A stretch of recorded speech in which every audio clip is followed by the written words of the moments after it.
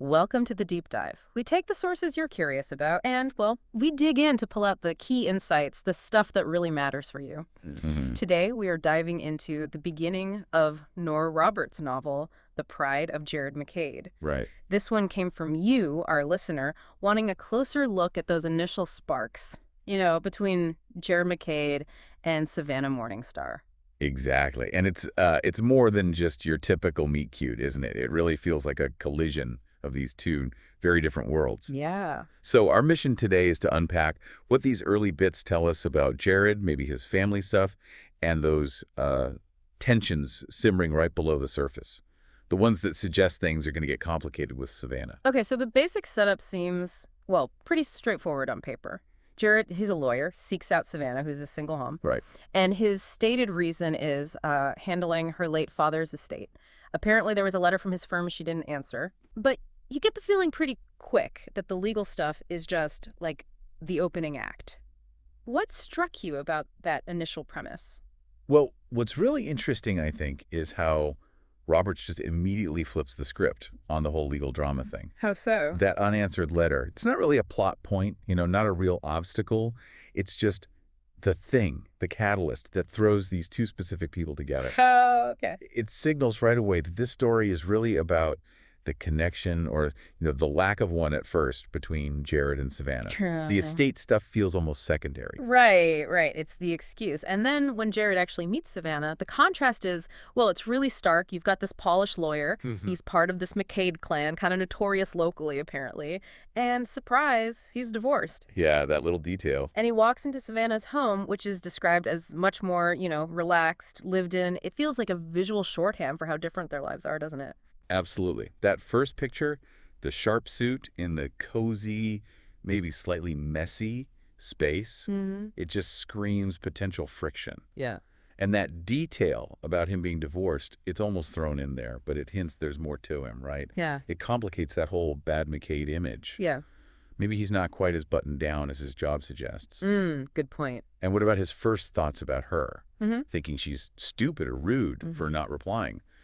That's a pretty harsh first judgment. It is, and it says a lot about his maybe initial arrogance, Yeah. He's probably used to people jumping when his law firm calls, Yeah. and Savannah just doesn't. Right. She doesn't play by those rules. But what's interesting is, like you mentioned before we started, even with that irritation, there's already this little flicker of something else, an awareness of her, even just from her voice on the answering machine. Exactly. Even before he lays eyes on her, there's this hint that it's not just professional duty driving him. Okay. And you see that complexity keep playing out when he interacts with her son, Bryan. Yeah. It's not just the smooth lawyer anymore. We see this genuine connection starting to form. Getting him a hot dog at the baseball game, offering to help with math homework. It feels surprisingly natural for him. It really does. And then you get that moment, which is just pure kid stuff, the spitting contest. Yeah. Did that feel out of character for this serious lawyer, or did it show us something, essential about the real Jared hiding under that suit? Oh, I think that moment's crucial. It totally undercuts the lawyer persona. Right. It suggests there's this more easygoing, maybe even competitive, but playful side to him. It's like a little crack appears in that cool professional armor. Yeah, a glimpse behind the curtain. And it's through Bryan, through interacting with the kid, that we first really see that less guarded side of Jared. Okay, but Savannah, she is definitely not a pushover. Not at all. Her introduction, just slicing through any potential small talk with that incredibly direct question about, well, sex versus dinner. Yeah, that's quite an opener. It just immediately tells you who she is. Independent, no nonsense. It's certainly one way to throw a lawyer off his game. It is. And her bluntness, it's not just there for shock, is it? It feels like a clear signal. Like, this is who I am. And it's her way of controlling the situation right from the start. Taking charge. She's clearly not intimidated by him, by his job, his family name, none of it. No. And then, as we learn a bit more about her past, all those different jobs she's had, the fact she's got this artistic talent, but no formal training. Right, the carnival, the dive bar. Yeah, all that stuff. You Yeah. start to understand that maybe this directness comes from having to navigate a world that wasn't always easy or privileged. That makes sense. That whole unconventional background, carnival worker, tending bar, street artist in New Orleans, it really paints this picture of resilience, doesn't it? Definitely. And her art designing her own jacket, actually selling pieces to this Howard Beale's character. It shows this raw talent, this kind of do-it-yourself spirit. Yeah, she's not waiting for permission. Exactly. She's not someone waiting for opportunities. She makes them. And that pride she has, that reluctance to accept help, even when Jared talks about, like, a college fund for Bryan, that really comes through strongly. Oh, absolutely. That fierce independence, it feels like more than just a personality trait. It's probably a defense mechanism, right? Yeah. Built up from all those experiences. Yeah, they do. And then finding out her father was Jim Morningstar, the rodeo rider that adds another layer. Hmm. How so? Well, it suggests maybe a connection to a certain kind of independence, maybe even a nomadic spirit, or perhaps a resistance to settling down or conforming. Interesting. And her reaction to the MacKade land, the farm area, Yeah. feeling like home almost instantly, that seems significant too. Very significant. It hints at this deeper longing, maybe, for roots, for belonging, despite everything else. Okay, so let's pivot a bit to the dynamic that starts brewing between them, because that sexual tension, it's pretty much there from the get-go, isn't it? Oh, yeah. Yeah. It's the elephant in the room right from that first awkward meeting. And Roberts does a great job weaving that attraction in, even while they're both trying to keep their distance, being sort of standoffish. Mm-hmm. Jared is clearly fascinated by Savannah's complexity. Mm. She doesn't fit into any neat little box he might have expected. Right. She's not like anyone else he knows, probably. And Savannah, despite being wary of him, she can't totally ignore that pull either. And the places they end up interacting almost seem to, like, amplify that tension. Like where? Well, the woods, right.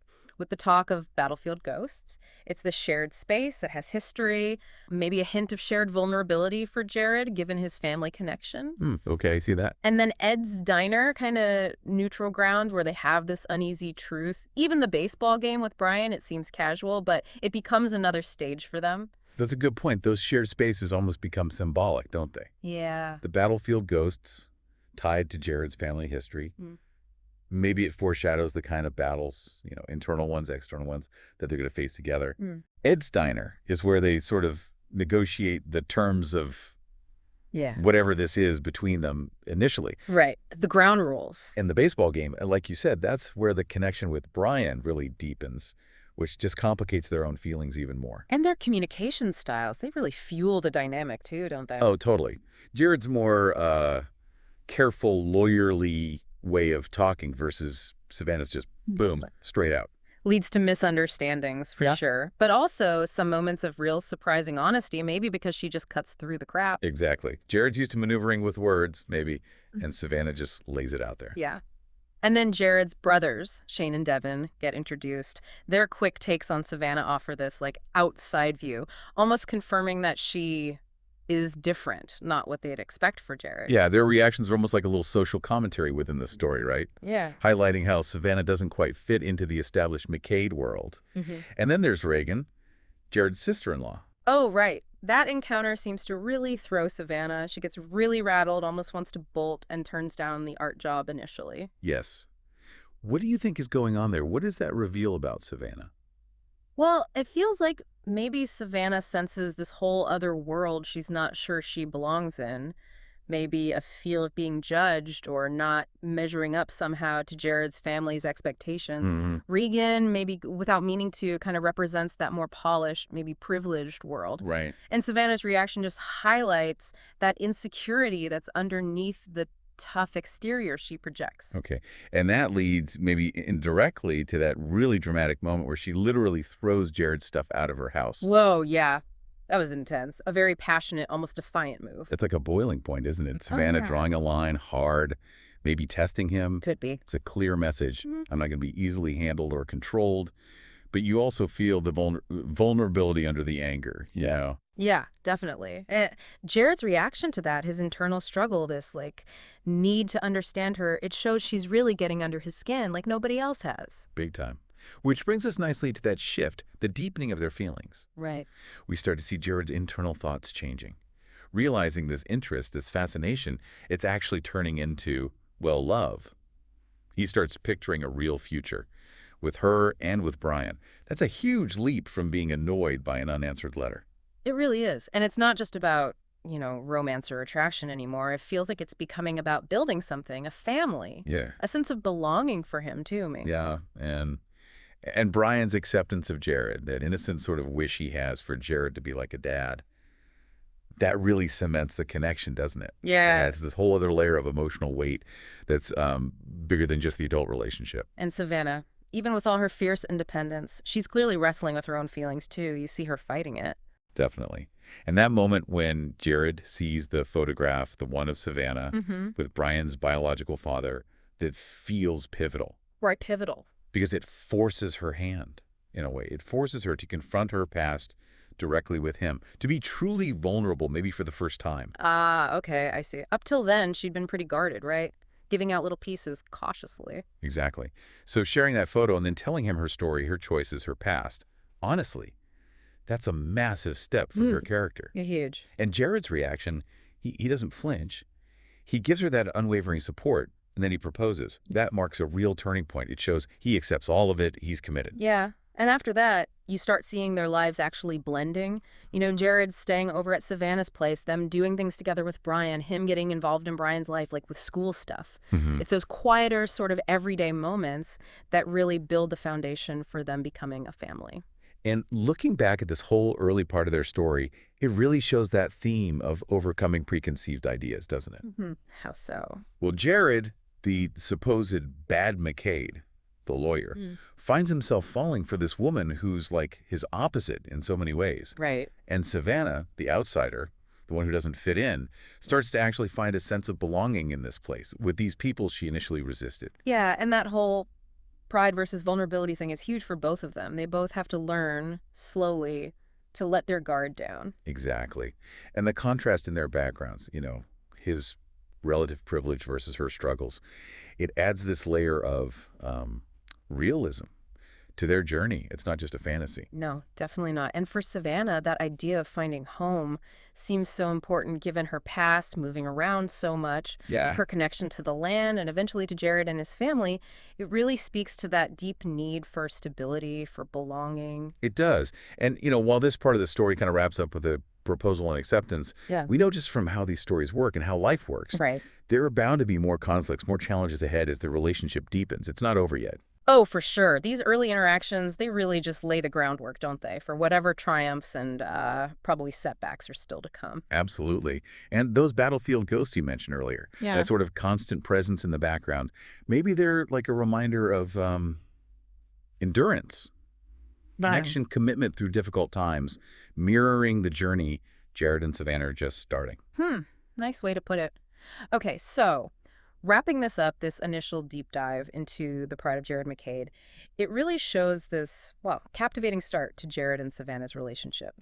Compelling. Yeah, sparked by that initial tension, shaped by their very different histories, we see Jared has more depth than maybe first appears, and Savannah's strength and independence are just undeniable from page one. And for you, our listener who asked us to look into this excerpt, we hope this gave you maybe a fresh angle on these opening chapters, highlighting those key moments, those character bits that really drive things forward. Yeah, hopefully a good shortcut to the core of it. Which leads us to maybe a final thought for you to chew on. What do these early encounters really suggest about the specific hurdles and maybe the victories waiting for Jared and Savannah down the road? Ooh, good question. How are their individual pasts going to keep shaping the future? They're just starting, kind of tentatively, to build together. Yeah. It's a really compelling look at how two people who seem so different can find common ground and, the messy but often beautiful beginnings of love and trust and family. Well said. So if you're intrigued, maybe the rest of their story is waiting for you. Definitely. Thanks for diving deep with us today.